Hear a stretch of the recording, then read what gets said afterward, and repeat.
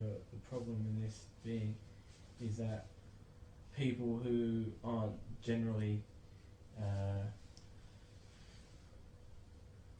we'll say law abiding, but people who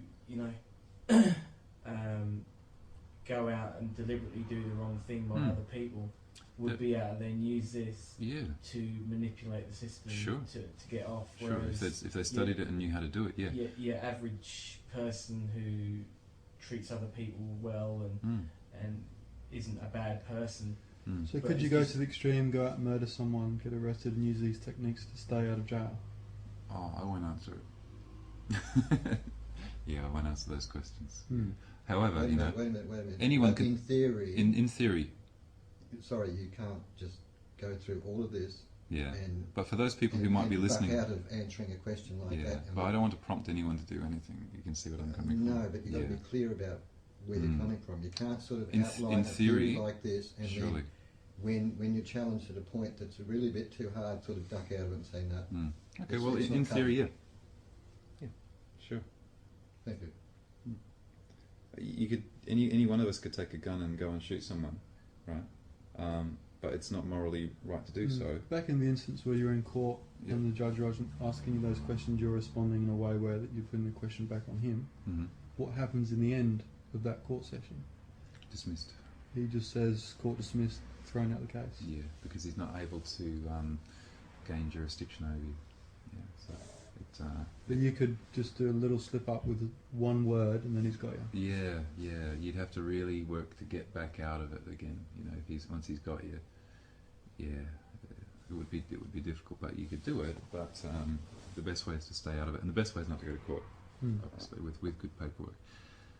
So I'm going to just try and open up here. I guess the if people had intent to follow that path and initiate all the processes, primarily for let's call it antisocial behavior, I think they'd probably find it a lot easier to do what criminals, corporate criminals to street criminals do all the time, and just do it anyway, and just use and just get a really good lawyer to get you off anyway. Whatever. So that's probably for them easier. Just pay some money to get the right actor to. Okay. I've located the files now. I'm just going to open these up and read you something here. Now this is getting back to the issue of credit card fraud and credit card debt. Now there's no such thing as debt. I just want to make that very clear. There is no such thing as debt. This is a notice that I put together for a friend of mine who was in, as I said, $47,000 of debt, and he received back a notice to say that the balance was zero after I'd finished this. Now, this is a conditional acceptance and debt verification notice. So he didn't have to get rid of his entity or anything. No. He just had to use these letters. I basically acted as his agent. Yeah. And I think we did about 3 or 4 letters. So, what I basically wrote for him was this. I refer to the default notice dated 11th of March 2006 and wish to advise that your negotiable instrument has been accepted for value upon proof of claim, which may be substantiated by forwarding the following verification of debt details within 3 days, 72 hours, of receipt of this notice to the address listed below. Number 1. Proof of the existence of an account or contract in the actual flesh and blood name of John Doe, duly signed and witnessed by both parties, not a unilateral agreement, and upon which signed page there is reference to the entire agreement. Note: John Doe is an artificial entity, a limited liability legal fiction trademark, which constitutes valuable intellectual property, and all rights, title, and interest are reserved. Number 2. Proof of claim that you are the current holder of the original above-mentioned debt instrument and that it has not been on-sold to another party. Remember I talked before about the debt being on-sold. They no longer have the right to claim. Number 3. A copy of the actual accounting whereby Bank SA has incurred a loss of the alleged debt. And number 4. An invoice, not a statement, for any amount of money allegedly owing or owed to Bank SA by John Doe. Now at the bottom of there I've got a disclaimer. So here are the things. Now I know that they can't provide any of those, and these things vary. Sometimes I like to put on there as a number 5, proof of claim that there is any lawful money in circulation backed by anything of value, because that really fucks them up, right? Can I say that on the air? Fuck up. Yeah. Hell yeah. There's a disclaimer. Sorry? So you could go out tomorrow into a bank, get a $500,000 loan, go buy a house, and then send all out of these letters and be rid of the debt, but still have the house. We come back to force here, because what they would attempt to do is to extort the physical property away from you, because there is a certain maxim of law of ownership, you know, the finders keepers kind of thing. So what they kind of do in those things is they try to hire people to take away the property away from you. It's all about ownership, physical ownership of something, right? Plus, I would say that they also own the deed, that you don't actually have the deed yet. Right. Okay, so it's a difficult situation in those sense. It would be different if you had a credit card and you'd gone out and bought something and they couldn't actually physically locate the item to try and repossess it, you know, during this period of redemption. Yeah. But you were saying his was a home loan. Could they not try and take the house? Sorry, I think his was actually a personal loan. No, he was actually wanting to get a home loan. So he was wanting to make sure that his credit card, I guess his debt history was clean. And I'll come to that in a minute, which is the cleaning part.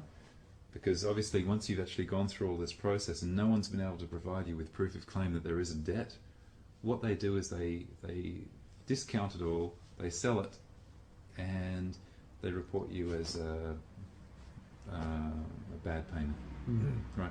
But nothing actually happens to you. And so you do end up with a bad credit rating. What you end up with is a note at one of the credit reporting agencies that says this is a default payment, okay? Because their books didn't balance. So what you do is you write another letter. This is the final stage in the cleaning side of this. You write a letter to the credit reporting agency and ask for your credit history, and then you challenge them, okay? Because they have no idea, right? They're not even the third party. They're like the fourth, fifth, or sixth party here. So they have no idea of what's right or wrong. So you actually challenge them to provide proof of claim. And if they can't do that, they have to basically correct the incorrect record. And that's how you clean it up afterwards. Okay. And if they choose not to for some reason, they just say no. Oh, so they can't. I mean, even can you challenge them and say, I want to challenge you in the courts and use the same process against them in the court? You don't even need to go to court, actually. There are places that you can just sort of go and say, well, you know, this person is reporting. They're not allowed to incorrectly report things like that. Even a debt collector, if you ask them to stop bothering you, and they don't, every time that they bother you and don't provide proof of claim, it's instantly $1,000 fine. Okay, and most people don't know that either.